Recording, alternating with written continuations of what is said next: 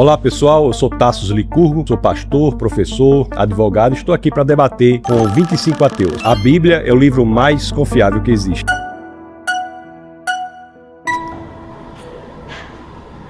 Tudo bom? Olá. Seu nome é? Beto. Prazer, Beto. Prazer. Tassos. A Bíblia é o livro mais confiável que existe. Porque na minha cabeça, qualquer um pode simplesmente escrever um livro, dizer que foi iluminado por alguma coisa e as pessoas acreditarem, né? E documentar de alguma forma, né? Eu acho que falta provas palpáveis pra gente poder dizer que a Bíblia é o livro mais confiável, né? Eu posso lhe apresentar algumas. A Bíblia é um documento. São 66 livros, 39 do Antigo Testamento, 27 do Novo, escritos por cerca de 40 autores. 31 dos 40 escreveram os 39 do Antigo Testamento, 9 dos 40 escreveram os 27 do Novo, num período de 15 séculos. Quando nós analisamos, são pessoas de repertório, backgrounds totalmente diferentes. Nós tínhamos pescadores como Pedro, reis como Davi, tínhamos filósofos treinados da mais alta envergadura, como é o caso de Paulo. E quando nós olhamos em 15 séculos, você tem um argumento extremamente consistente. E não é só isso. Um livro é confiável nos critérios que utilizamos na academia quando ele traz elementos no texto que podem ser investigados. A base do cristianismo, de acordo com Paulo, na primeira carta aos Coríntios, no capítulo 15, no verso 14, é um fato que não apenas se pretende verdadeiro, mas também é investigável. Quando ele diz que Cristo não ressuscitou, é vã a nossa fé, é vã a nossa pregação. Então veja que a base histórica do cristianismo é um fato que é público, a ressurreição pública de um homem. Existe na academia muitas pessoas que dedicam a vida ao estudo das provas históricas da ressurreição. Então um dos critérios importantes para a veracidade e confiabilidade das escrituras de qualquer livro da antiguidade é se ele parece dizer a verdade. Então a Bíblia não se esconde. Não é só saber se o texto parece dizer a verdade, mas saber se ele não foi modificado no passar do tempo. Isso é muito importante saber, é uma pergunta muito importante. Mas por que a Bíblia não foi modificada? Porque o Antigo Testamento é o mesmo texto sagrado dos judeus, chamado Tanar. No ano 90 depois de Cristo, esse texto foi fechado e ele virou o Antigo Testamento. O Novo Testamento, que começa com 4 biografias, tem várias cópias que nos garantem dizer que ele não foi modificado. Há 5.686 cópias só do Novo Testamento. Para que o senhor tenha uma ideia, se você colocar essas 5.686 cópias uma ao lado da outra, elas são 99,5% dos casos idênticas. Do 0,5% de discrepância, 80% do 0,5% de discrepância diz respeito unicamente a questões de ortografia. Mas nós temos aqui, tanto no critério de dizer que o texto fala a verdade, quanto no critério de dizer que o que foi escrito lá atrás é exatamente o que nós temos hoje, nós temos a Bíblia como campeã em qualquer uma dessas filas que nós colocarmos. Quando o senhor fala sobre não modificar a Bíblia,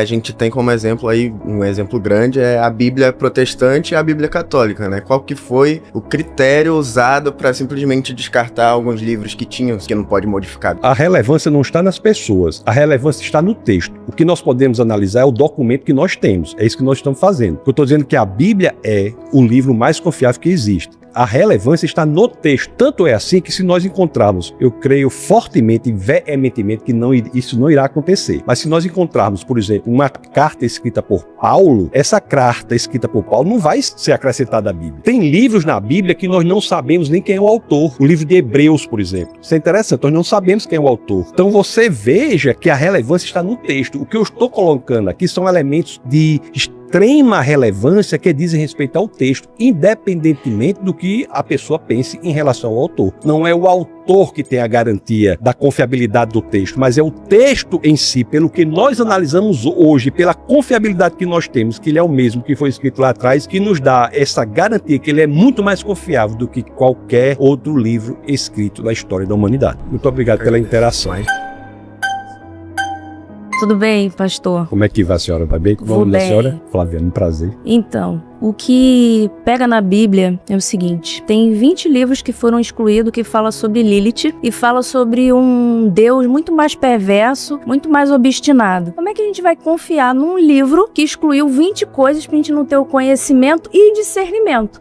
Como você me explica isso? Eu explico dizendo que a informação não é correta. Não houve exclusão desses livros. O livro que nós temos hoje do Antigo Testamento é o livro que foi fechado no Concílio de Jâmnia, no ano 90 depois de Cristo. Essa informação não está correta. Não houve exclusão de texto algum. Todo o texto do Antigo Testamento é exatamente o texto da Tanar. Tanar que foi guardada pelo judeu. O judeu é o povo da palavra. Você veja que a identidade do judeu era no texto. Ele não tinha terra. A terra do judeu foi dada em 1948 na ONU, inclusive presidida por um brasileiro, Oswaldo Aranha. Foi aí que restabeleceu. Então esse texto é muito bem guardado pelo judeu. Então essa informação que a senhora traz não corresponde à formação da Bíblia. Isso não é fato. Mas eu não tenho agora o arquivo, mas eu tenho dados que provam que esses textos foram excluídos. Quais são esses dados? Qual é o arquivo? Eu tenho que procurar para poder ver, mas eu sei. É muito importante que a senhora traga. E outra coisa, como a gente vai ter confiabilidade? Porque se você olhar uma Bíblia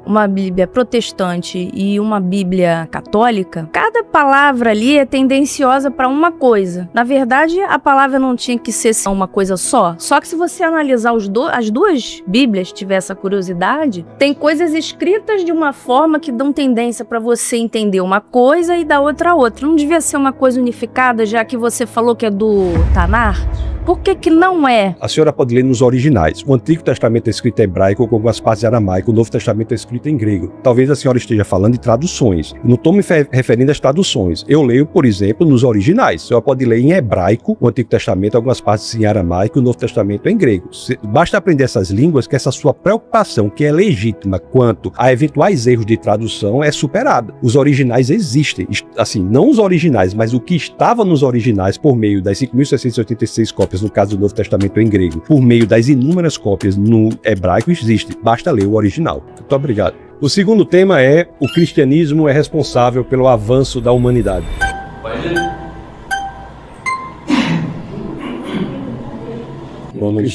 Cristiano. Agora, alguma coisa está errada porque o nome do irmão é Cristiano. Bom, eu discordo completamente, absolutamente, pelo fato de que eu não acho que o cristianismo seja responsável pelo avanço da humanidade, muito pelo contrário. Existe algo de retrógrado nesse sentido. Eu confio muito na ciência, na verdade. De acordo com a nossa conversa, qual a narrativa que o senhor teria em relação a esse processo de desenvolvimento da humanidade em cima do cristianismo? Se o senhor quiser falar em relação à ciência, nós podemos falar em relação à ciência, ou talvez em outras áreas. Mas só em relação à ciência, para o senhor ter uma ideia, a ciência moderna, ela só aparece de forma relevante em países de matriz cristã. As maiores e melhores universidades do mundo foram iniciadas como escolas de discípulos cristãos. Eu vou citar alguns exemplos: Harvard, Princeton, Yale, Cambridge. Se eu ter uma ideia, o lema original da Universidade de Harvard, que é a maior e melhor universidade do mundo, é verdade para Cristo e a Igreja. Então, a ciência se desenvolve também diante de uma perspectiva, de um pano de fundo filosófico que é judaico-cristão. Qual é o pano de fundo filosófico da possibilidade de desenvolvimento da ciência? É que a empreitada científica, que é o intuito de encontrar padrões de inteligência no mundo, pressupõe que o mundo é organizado inteligentemente e, portanto, por uma mente inteligente. Isso é da ciência, mas nós podemos falar em vários avanços em outras áreas também, se o senhor quiser. Mas eu não consigo associar ciência e cristianismo. Para mim, cristianismo é algo que se tornou durante o tempo algo muito enfraquecido de acordo com a postura de variadas plataformas que a igreja veio se transformando no decorrer dos anos. A ciência é exata. Então, consequentemente, quando você fala em Harvard, eu acho sensacional, mas quem me garante que o diretor seja cristão, ele queira impor essa natureza cristã dentro de uma faculdade? O que eu não acho muito interessante é quando você vai num tribunal e tem Jesus crucificado. Tem pessoas neutras ali. Eu, particularmente, eu tenho outras questões de religião, como o budismo. Aquilo, para mim, é muito fora do que eu penso em relação à neutralidade de um local assim que você está julgando com pessoas inteligentes, tem um advogado, tem um réu, tem um advogado de defesa, tem de acusação, etc. Então, assim, existe uma tendência, na verdade, existe uma atitude tendenciosa em relação à sociedade para nos impor o cristianismo? Não é o que me parece nós analisarmos as evidências. As universidades públicas hoje, você pode fazer qualquer manifestação religiosa sem muito problema, mas se for fazer alguma manifestação do ponto de vista cristão, haverá dificuldades a serem enfrentadas. Mesmo que nós vivamos em um país que é, em sua grande maioria, cristão. Nós temos aqui nas universidades, que foi por onde o senhor começou falando, uma predominância anticristã. Isso é dado. E digo mais, o Estado laico é uma conquista do cristianismo. Lutero tem cartas escritas à princesa da Saxônia defendendo que o homem deveria ser livre para ensinar por qualquer livro, inclusive a Bíblia. Então, o infanticídio, enaltecimento do tratamento da mulher, se você quiser, Jesus Cristo, quando trata com a mulher samaritana, enaltece a condição da mulher. Interessante quando o senhor fala em mulher, por exemplo, faz parte realmente do desenvolvimento da humanidade, porque a igreja, ela força o não uso da camisinha, que é algo absurdamente necessário. Se tiver um estupro, por exemplo, a criança nascer, a igreja força com que a família fique com aquela criança, mesmo que seja indesejada. Desenvolvimento tem na sociedade em relação a isso. Eu acho que é um retrógrado completo. Não há nada nas escrituras que nos digam que nós devemos forçar uma família a ficar com a criança. O que nós devemos defender enquanto cristãos é que nós não devemos matar um bebê intrauterino, ainda mais quando ele não tem a menor condição de defesa. Essa é a grande questão. Ter o filho e dar para adoção não é crime no Brasil. Agora, eu discordo respeitosamente do senhor dizer que a igreja força. A igreja não força ninguém. A igreja orienta, porque o valor do ser humano é intrínseco. Isso graças ao que as escrituras dizem em Gênesis capítulo 1, verso 27. Inclusive, todos os sistemas de direito natural do mundo têm como base a ideia de que o homem é feito à imagem e semelhança de Deus. Essa ideia provém da ideia judaico-cristã, Gênesis 1, 27, que o homem foi feito à imagem e semelhança do Senhor e, portanto, tem valor intrínseco, ele tem dignidade. Matar uma criança intrauterina é tratá-la como coisa, é extrair dela a dignidade que é inerente a ela, é fazer dela algo descartável. Mas é um fruto indesejado, correto? Indesejado, mas o valor da situação recorrente. O valor da vida de uma pessoa não pode estar no desejo do outro. Eu não digo que isso seja desejável ou indesejável, o que eu digo é que, mesmo que indesejável, isso não é suficiente para nós matarmos uma criança indefesa. É que não existe uma flexibilidade, então por isso que eu acho que é um subdesenvolvimento da própria atitude da igreja relacionado a comportamentos nossos, porque o cristianismo é necessariamente a força motriz de todo o planeta Terra. É, né? Porque construiu a base da mais livre, mais próspera e mais importante civilização da história da humanidade, que é a civilização ocidental. Em qualquer outra civilização é barbárie. Antes o cristianismo era barbárie. Que não o Oriente poderia simplificar as necessidades da Igreja Católica e somar força. Os Orientes são... Porque o Oriente, o Islã, está matando as mulheres, está escravizando as mulheres. Onde tem o cristianismo é que nós temos liberdade, prosperidade, que nós temos a possibilidade de sermos quem nós gostaríamos de ser. Obrigado, Cristiano. Foi um prazer, viu?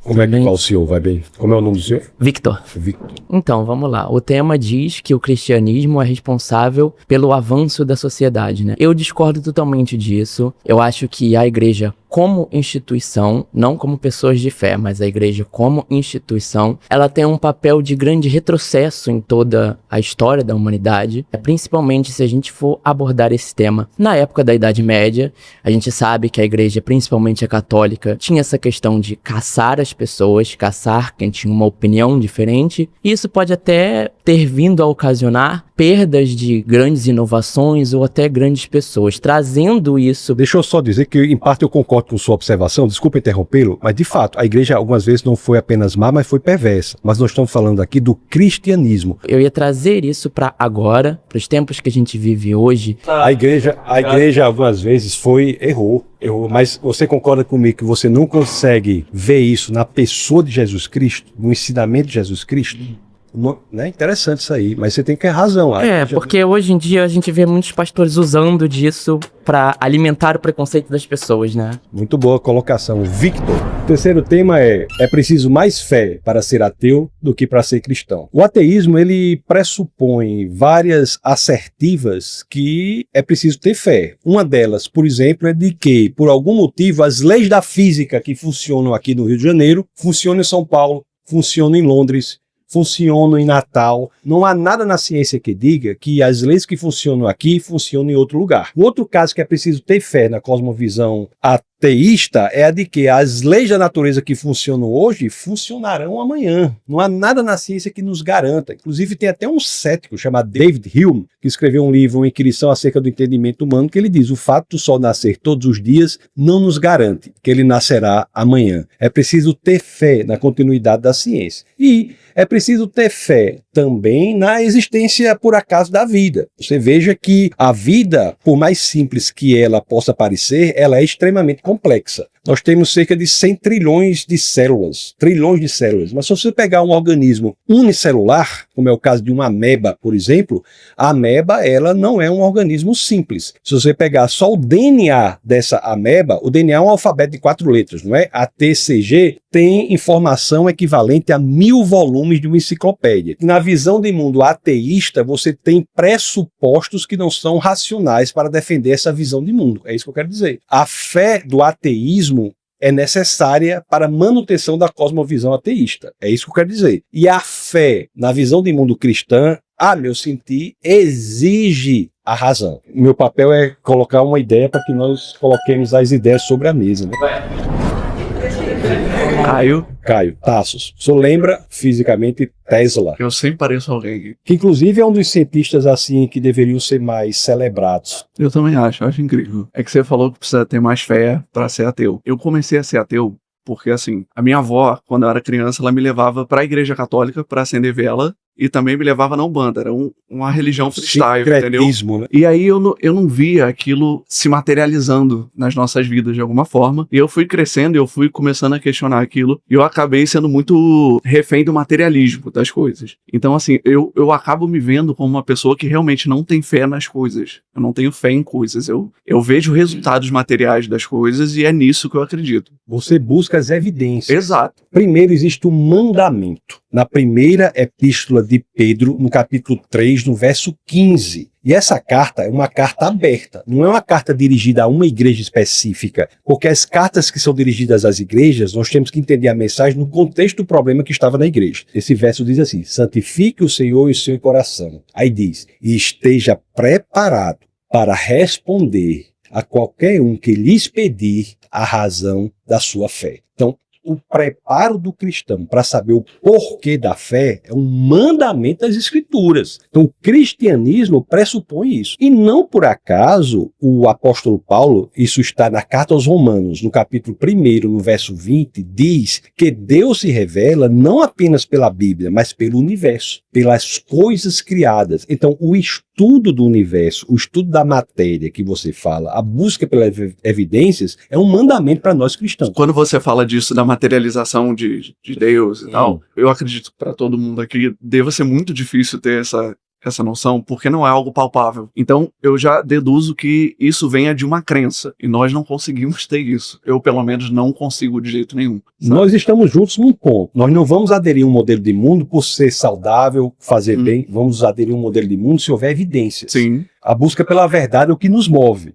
É que verdade é muito, sabe, é um conceito muito amplo. Assim. Eu acho simples, é a correspondência perfeita entre o elemento linguístico e a realidade. Então, no cristianismo, nós buscamos isso. E Deus não é material.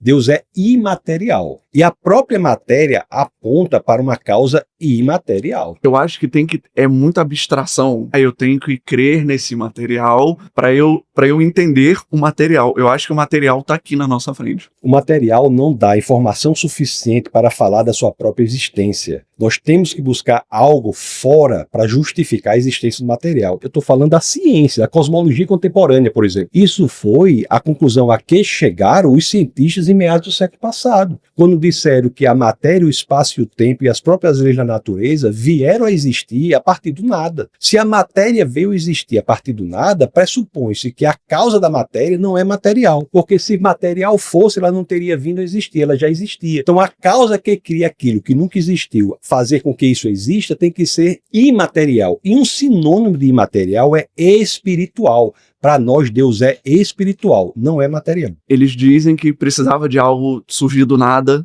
entre aspas e tal. Só que eu entendo que isso é parte de uma falta de conhecimento na época, de que não sabiam certas coisas. Isso é o que se diz hoje. Se você pegar metade do século passado para trás, qualquer livro que você pegar, da Grécia Antiga até o idealismo alemão, em meados do século passado, dizia que o universo existia desde sempre. O único livro que dizia o contrário era a Bíblia. Os livros de Moisés. Em meados do século passado, por várias descobertas em ciência, se o senhor for da área de ciência, a gente pode falar, segundo a lei termodinâmica, universo de expansão, com o telescópio Hubble, própria teoria da relatividade com Einstein, que é recente, mas tudo isso indicou ao universo que veio a existir e, portanto, proveniente de uma causa imaterial. Não, eu acho que aqui a gente está na mesma página. Eu não acho que sempre existiu. Eu acho que não existe esse lance de Deus foi lá e universo.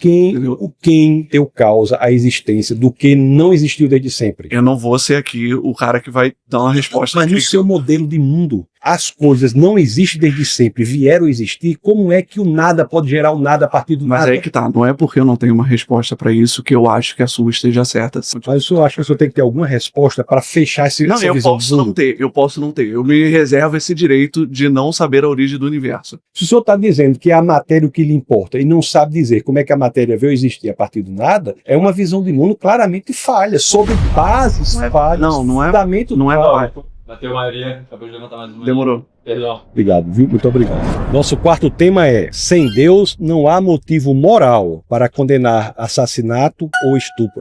1, 2, 3 e... Sem Deus, não temos. Com Deus, temos. Sim, Deus é a base, a fonte de toda a moralidade. Graças à existência de uma fonte moral objetiva é que nós temos a dimensão do que é certo, errado, justo, injusto, bom ou mal. E como você pode dizer o que é certo e o que é errado? Tanto que as cruzadas dizem que todos lutaram ao poder de quê? De Deus. Estamos lutando em nome de Deus. Então, se o lado A fala que está lutando em nome de Deus, e o lado B diz que está lutando em nome de Deus, quem está certo? Mas por que isso seria um problema para o senhor se Deus não existe? Por que a sua sensação de que isso é errado existe? Se não há uma fonte objetiva de moralidade, qual é o problema em torturar uma criança? Diante da sua visão de mundo, por que o senhor se insurge contra a injustiça? Com base em quê? Consciência. A consciência tem base em quê? Na evolução? A consciência tem base no que você vê, no que você sabe que é certo e no que você sabe que é errado. Por que a gente sabe que algo é certo ou errado? A Bíblia diz que Deus se manifesta, se revela, inclusive através da consciência. Por que nós temos a consciência de que algo é certo ou algo é errado? Por que eu posso dizer aqui com total segurança que torturar uma criança por prazer é errado em qualquer cultura, em qualquer mundo? É errado, mas tem gente que gosta. Por exemplo, vamos citar os alemães. Era errado? É, mas eles faziam com o quê? Com um sorriso no rosto. E achavam que era certo. E mesmo assim ainda falava que fazia em nome de Deus. Estabeleceu a fonte da moralidade, isso é errado. O que não quer dizer que as pessoas possam agir de maneira errada moralmente. Veja bem, eu não estou dizendo que o ateu não possa agir moralmente. O que eu estou dizendo é que o ateu ele não tem base para dizer o porquê ele age moralmente. Mas é a doutrina. Por quê? Todo mundo cresce com o pai e mãe sempre falando: olha, isso é errado, olha, isso está correto. Você cresce já com aquela mentalidade. Torturar então, uma criança por prazer seria certo se o pai dissesse isso? Existe uma fonte do que é certo e do que é errado. Se não houver, é barbárie. Tanto faz eu matar, triturar uma pessoa quanto alimentá-la, se não há uma fonte de moralidade. Veja bem, se existe algo que é mal objetivamente, é porque existe algo que é o bem objetivamente. E se há o mal ou o bem, é porque existe uma lei moral objetiva a partir do qual você consegue diferenciar o bem do mal. E se há a lei moral objetiva a partir da qual você consegue diferenciar o bem do mal, é porque existe um legislador moral objetivo que é Deus. Se existe Deus com essa legislação moral, porque ele mesmo que sabe de tudo, ele criou as coisas à sua imagem e semelhança, deixou que o mal aparecesse. Porque ele deu livre-arbítrio. É a possibilidade de você amar ou não. Você pode até forçar uma pessoa a se comportar como se o amasse, mas o senhor não pode forçá-la a amá-lo verdadeiramente. Mas no momento... Para uma pessoa amar, ela tem que ter a possibilidade de não amar. O livre-arbítrio é um pressuposto lógico do amor. Uma pessoa não pode ser forçada a amar. Ela tem que ter a possibilidade de não amar. Mas o livre-arbítrio, ele não quer dizer você tem liberdade de fazer o que você quiser. Eu não tenho liberdade de voar, eu não tenho liberdade de passar por uma parede. Né? Como vocês mesmos falam, Deus diz: se você cometer pecado aqui na terra, você vai para o inferno. Isso é uma forma de controlar a humanidade. Elas pensam de forma diferente. Aqueles que não têm o conhecimento, eles são guiados pelos que têm uma mente maior e têm uma sabedoria maior. Essa pessoa se segue. Stalin no ateísmo matou 20 milhões de compatriotas. Mas o que nós estamos falando aqui é o seguinte: algo só é bom ou mal verdadeiramente se existir uma fonte moral objetiva que é Deus. O que não quer dizer que uma pessoa faça ou deixe de fazer algo com base na lei. Mas isso não é moralidade, é legalidade. Você pode ter sistemas legais e imorais. Aliás, a um desses o senhor já se referiu, que foi o nazismo. O nazismo era um sistema legal absolutamente imoral. A lei não dizia que era moral, nós temos a percepção clara que você matar 6 milhões de judeus é algo imoral. Mas por que imoral? Porque nós temos uma fonte de moralidade. Por que nós sabemos que algo é certo e que é errado? E estou falando dentro da Bíblia. Vocês dizem que existiu Abel, Caim. É certo, Deus, com toda sabedoria, como vocês dizem, aceitar um e renegar o outro, sabendo que isso vai provocar uma fúria e vai provocar inveja, que se ele sabe de todas as Isso é coisas... interessante. Isso é uma questão de teologia. Não é a questão de moralidade. Porque se o senhor acha que é errado, eu tenho que lhe perguntar, com base em que o senhor acha que é errado? Se não há Deus, por que o senhor acha que isso é errado? Eu tenho como lhe explicar teologicamente por que isso aconteceu. Mas o que é interessante aqui é dizer, por que essa insujeição de sua parte legítima de achar, peraí, eu preciso entender isso. Porque existe algo por trás que determina o que é certo e o que é errado. Nós temos a percepção. Se não há Deus, por que uma oferta se aceita e outra não? É errado. De conhecimento. Seja Como do que os for, mas agentes por que o procuram senhor acha que é conhecimento? errado? Sempre procuram saber o porquê. Porque uma pessoa chegar e falar assim, isso aqui é certo, e todo mundo seguir, é muito fácil. Agora, se uma pessoa discorda de uma opinião de alguém, ela é condenada. Opa, vamos caçar, vamos prender. Onde menos acontece isso é no cristianismo. Vá fazer uma passeata gay na Rússia, na China, para ver o que acontece. Vá fazer uma passeata gay num país islâmico, para ver o que acontece. Só existe parada gay, por exemplo, em países de matriz cristã. E por quê? Porque é a visão de mundo mais tolerante que existe. Sim, as pessoas são livres. Ser livre não quer dizer que é certo. Quer dizer que as pessoas têm a opção de fazer o que quiserem. Mas se fazer o que quiser, vai sofrer consequências. Não, consequências não. As consequências naturais que qualquer pessoa tem de suas decisões. O único lugar no mundo que existe a verdadeira liberdade é o cristianismo. Mas se Deus ama todo mundo Não, como por a si favor. mesmo... Muito bom, valeu. Obrigado. 1, 2, 3 e... Vai. Nossa! Então, o amigo trouxe a fala aí e o senhor disse que só é possível, por exemplo, ter uma passeata LGBT onde o país onde existe um cristianismo, porque o cristianismo permite que isso aconteça. Sendo que isso é uma informação incorreta, porque nós aqui no Brasil, nós vivemos um estado laico, onde nenhuma religião se sobrepõe sobre a outra, se põe sobre as nossas forças de segurança e se põe sobre a nossa sociedade. Em todos os países que o senhor citou, países árabes, países asiáticos, onde eles vivem em um país que só a religião deles é permitida, tudo que eles acham incorreto é caçado. Então, se eu vou a um país islâmico e faço uma parada LGBT em um país islâmico, se o islamismo não concorda com isso, eles o atacam, porque não existe um Estado laico nesse país. Se eu vou a um país árabe, mesma coisa. Se eu vou a um país asiático, apesar que hoje nós temos países asiáticos que já são mais abertos, que vivem de certa forma um Estado laico, inclusive esses países que vivem de certa forma um Estado laico, são países com a maior curva de ascensão econômica, ou seja, quando você deixa de ser um país que está preso a uma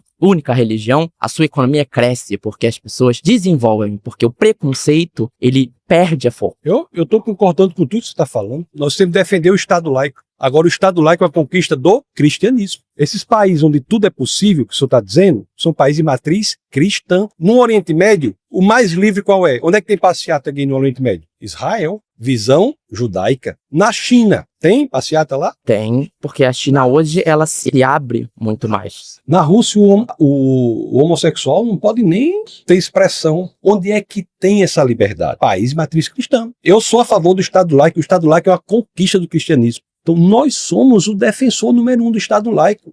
O Estado laico é importantíssimo. E aquele ladrão que foi o que Jesus diz, ainda hoje estarás comigo no paraíso. Então o cristianismo é a favor do convencimento. O cristianismo nunca se expandiu, o cristianismo genuíno, senão pelo convencimento. Hoje a gente só vive um Estado laico ou em países onde a gente realmente do Estado laico, não porque o cristianismo permite, e sim porque o cristianismo perdeu força em guerras, em movimentos geopolíticos que aconteceram, onde países que defendem a liberdade. Então você é a favor do Estado religioso cristão? Não, eu sou a favor de um não é porque país onde o Estado é neutro, mas ao senhor trazer essa informação dizendo que o cristianismo permitiu, o cristianismo não permite nada. O cristianismo ele não pode permitir ou proibir nada. E se isso realmente acontecesse, nós estaríamos vivendo um inferno, porque as pessoas estariam caçando qualquer que fosse contra a sua devida opinião do que você acha certo. É um dado. É como a amiga falou. É um dado. Você Só tem a sua verdade e nós temos as nossas. Existe uma verdade. A gente pode discutir com base nas evidências qual é. O cristianismo é um dado. Fez com que nós tivéssemos a civilização mais livre, mais próspera da história da humanidade. antes o cristianismo é barbárie, isso é um dado, isso é história. E outra coisa, a sua defesa do Estado laico, eu estava aqui aplaudindo, sou a favor do Estado laico. E um dado histórico é que só existe em países de matriz cristã. E se é porque o cristianismo perdeu força, então não é nunca um regime de domínio, nunca um regime de obrigar ninguém. Não é um regime de domínio porque eles não conseguiram causar a dominância. Então pronto, é minoria. Porque onde se ser consegue, resgatado. ela é aplicada. Então tem que ser resgatado. Se sua tese é que o cristianismo perdeu força, perdeu guerra, tem que ser resgatado. Então tem que ter até cota para cristão. Foi o nosso tempo. Essa vez, cara. Valeu, queridão. O quinto tema é: o cristianismo é a visão de mundo mais tolerante que existe.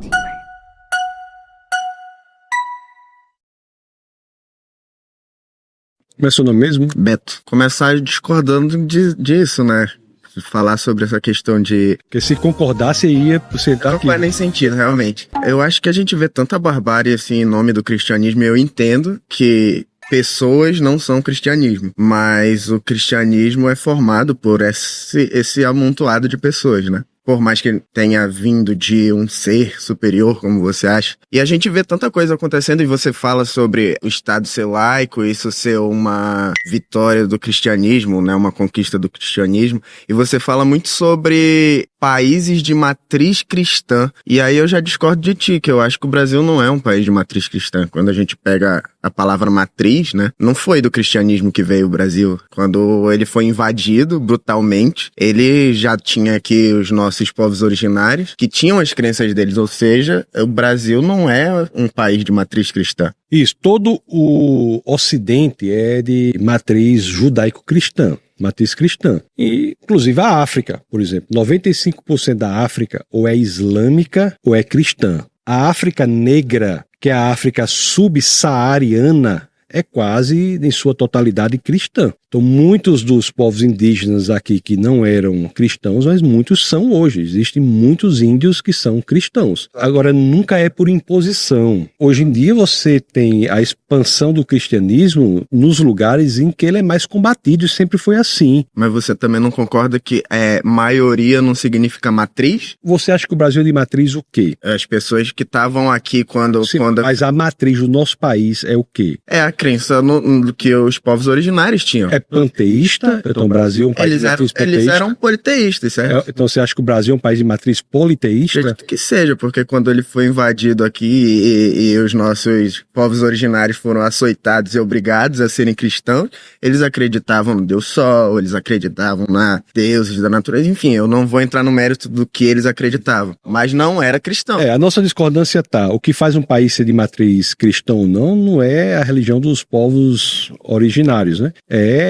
a religião que fez com que houvesse essa possibilidade de desenvolvimento. Por exemplo, os índios, em grandes etnias, eles matam crianças que nascem albinas, por exemplo. Aquelas etnias que estão abrindo para os valores cristãos não estão fazendo mais isso. Eu imagino que você não ache correto enterrar uma criança que nasce albina. Isso é errado. Assim como eu também não acho correto Deus mandar matar as crianças que zoaram um cara que era careca. Tá? Onde foi que teve? Não tem isso na Bíblia? Eu não sei. Onde é que tem isso? Queria saber. Tem os ursos que matam... Você zoou o cara que era careca. Não tem uma questão, né? É que eu não lembro quem é a pessoa da Bíblia. Ó, a questão vamos centrar na questão. O cristianismo é a visão de mundo mais tolerante que existe. E por que eu digo isso? Porque todas as manifestações de pensamento encontram nos países de matriz cristã a possibilidade de desenvolvimento muito maior que encontram em qualquer outros países.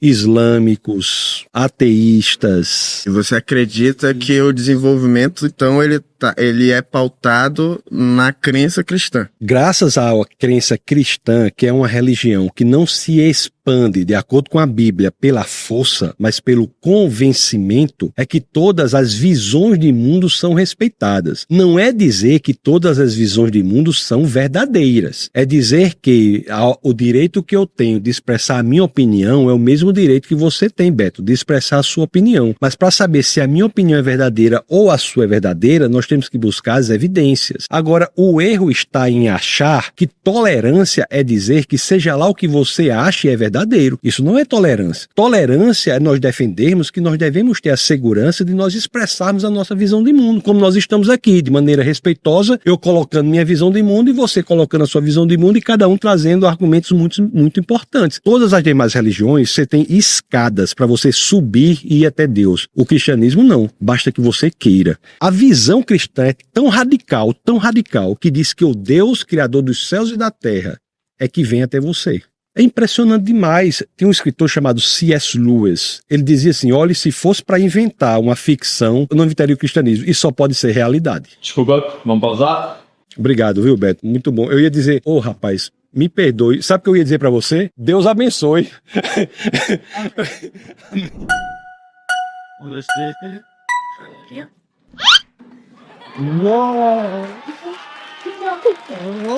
Prazer. Cássio. Eu sou uma pessoa que eu passei por algumas religiões, né? Só nunca peguei as religiões do Oriente, porque eu nunca viajei pra lá, nunca... Mas de todo um pouco eu li alguma coisa. A Bíblia em si, ela é um livro montado. Veio lá da época lá do Constantino, que era credor de um deus pagão, e nós não era vivo na época, pra dizer se era ou não era.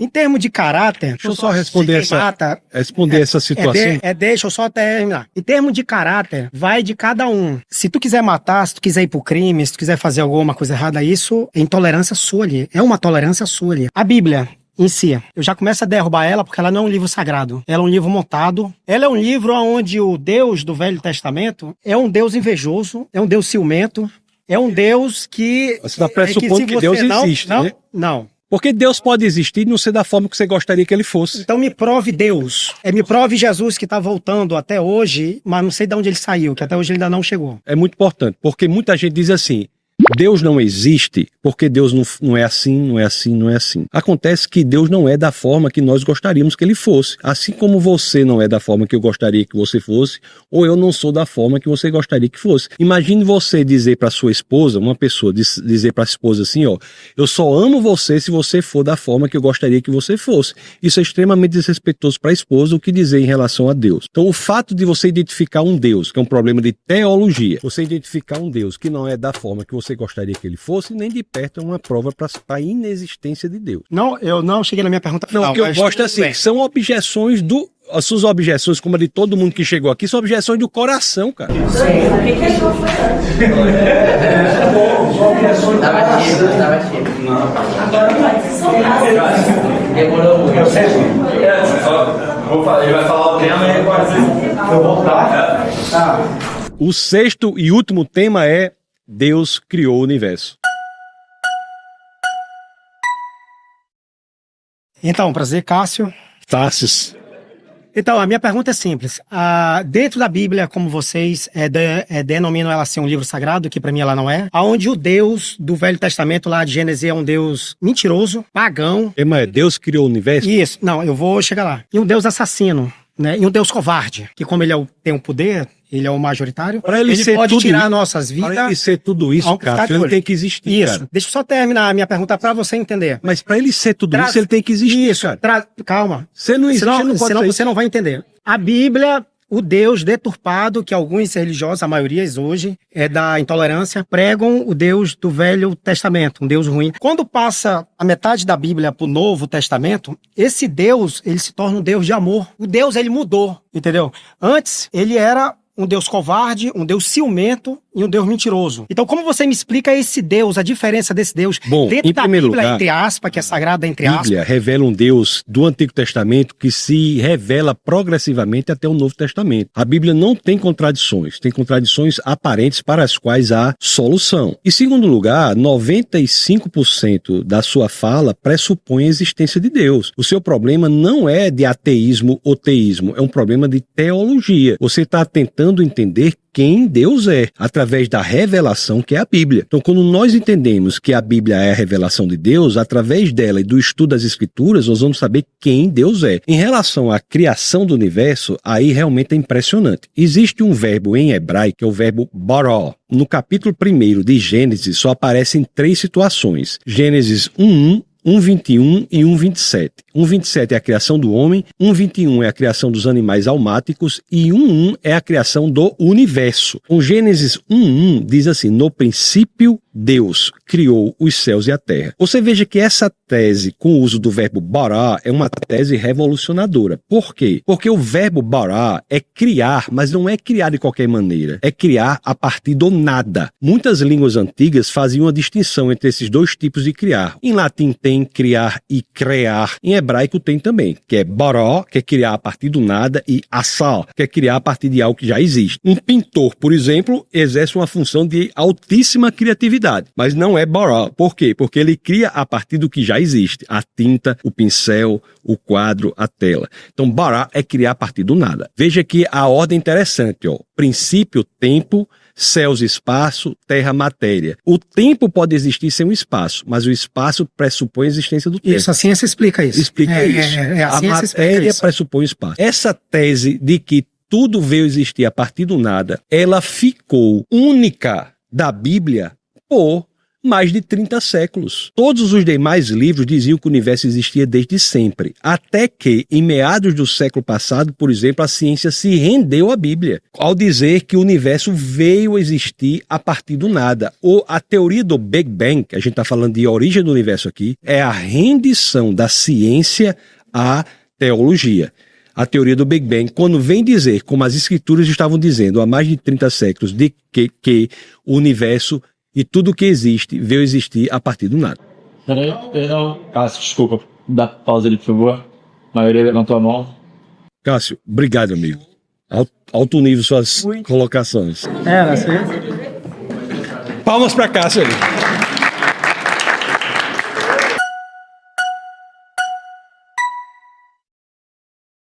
Seria bem prático e objetivo. Evidências. Me mostra seu Deus. Tem foto, tem alguma coisa registrada em cartório? A criação do universo é uma evidência. De quê? Da ciência? Sim, da ciência.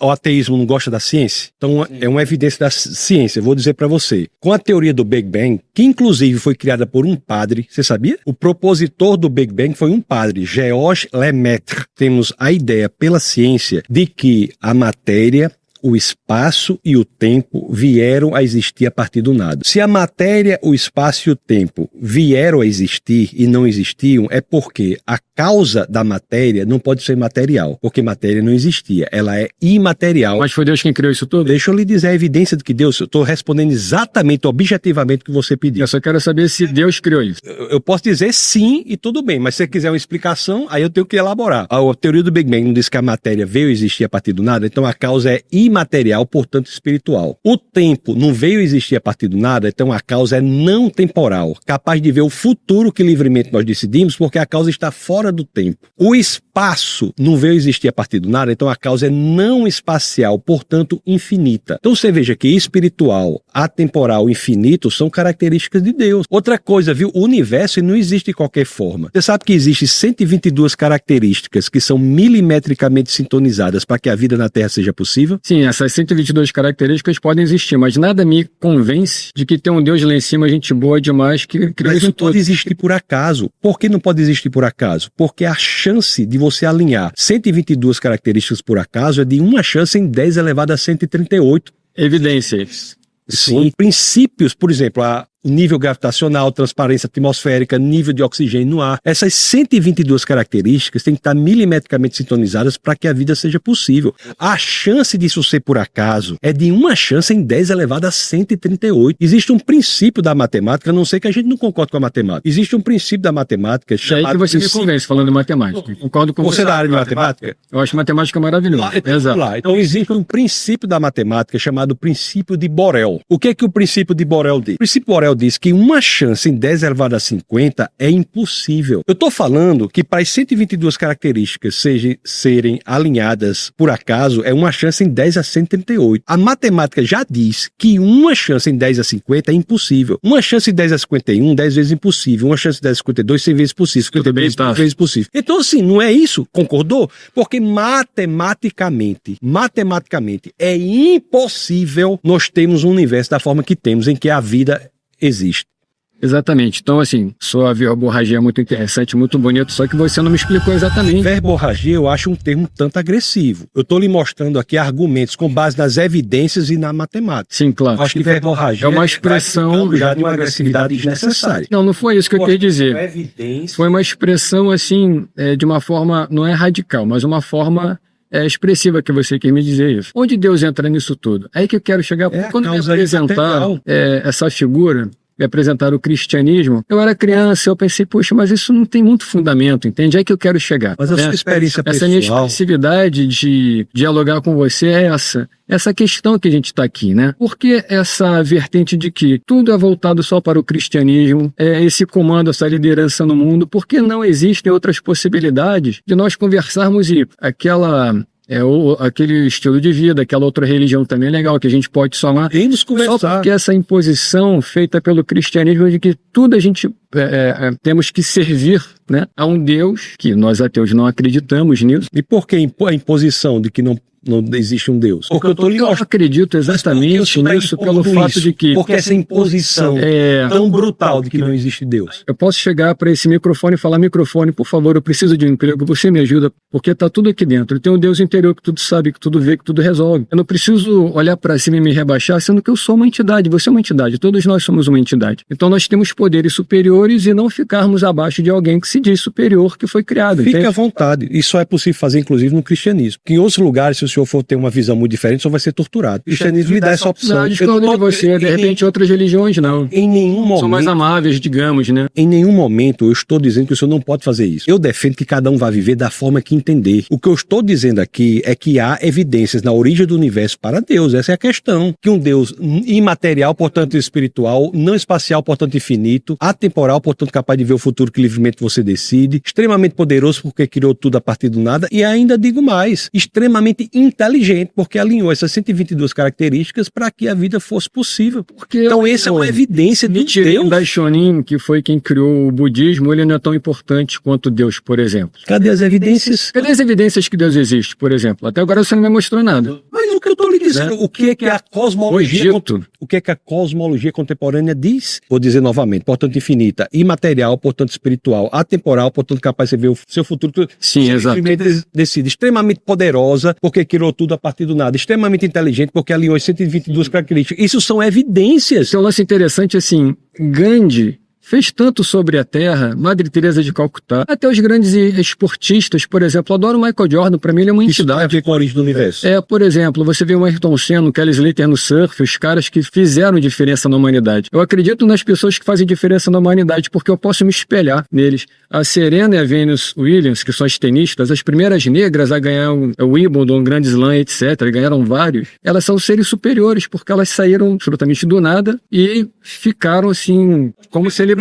Nós tivemos um presidente então, acho que é legal. no Brasil, 100 anos antes de Obama, quase, né? 1910, Nilo Peçanha, presidente negro no Brasil. Os escritores brasileiros, por exemplo, sabe, fazem uma diferença. A gente pode falar sobre isso. Se quiser abandonar a questão do universo, não tem problema. A gente fala sobre outros temas, literatura. Não, é que eu estou querendo fazer uma comparação da criação do universo com Deus. Eu estou colocando pessoas aqui que se transformam como seres superiores que podem chegar até a existência de Deus, entende? Mas o Michael Jordan, eu acho que ele é uma entidade. Eu acredito no ser humano. Eu não acredito numa pessoa que fica lá em cima que falaram para mim que é onipresente, que é sensacional. Fica à vontade, né? A pessoa pode crer. Essa é a nossa questão. Quiser. Eu sou a favor que a pessoa crê no que ela quiser. Mas o que eu estou falando aqui não é nada com base no que eu creio. Eu não usei nenhum momento aqui. É assim porque eu creio. Vocês viram falando isso?